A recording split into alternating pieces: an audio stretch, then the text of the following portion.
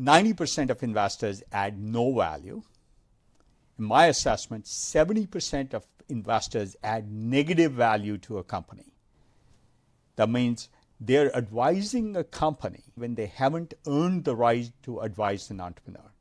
So some of the junior people here, when they ask me, hey, at this other firm, young people are going on boards, can I be on a board? I say, you haven't earned the right to advise an entrepreneur.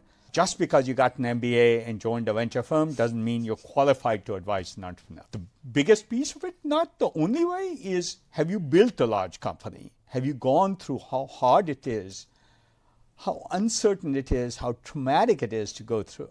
I mean, just this morning, I was talking to somebody about how many times we almost worried about making payroll at Sun. How many or times? Going bankrupt. Plenty of times. Like more than 2? Yeah, I think there was probably a month or two when the earliest I went home was at 3 a.m. and the latest I was back in the office was 7 a.m. Unless you felt that gut-wrenching decision, you can't advise an entrepreneur. I hate board members who sit in a board meeting and say, oh, can you improve quality? And then 5 minutes later, can you ship faster? And 5 minutes later, spend less money. And they've never gone through really hard trade-offs and how uncertain it is.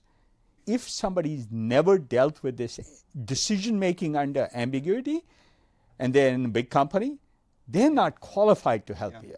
If you have a marketing problem, do you ask somebody who's done marketing at IBM?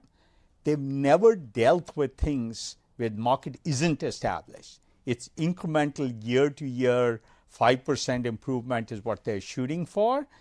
They're not qualified to invent whole new markets, whole new approaches to markets. Whose advice to trust on what topic is the single hardest decision an entrepreneur makes.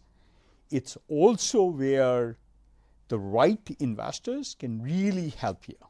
I had an argument just last week with another co-investor. In a healthcare company, they wanted this healthcare person who had never dealt with change beyond 2% a year. And I'm like, experience doesn't matter, the rate of learning matters. First principles thinking matters.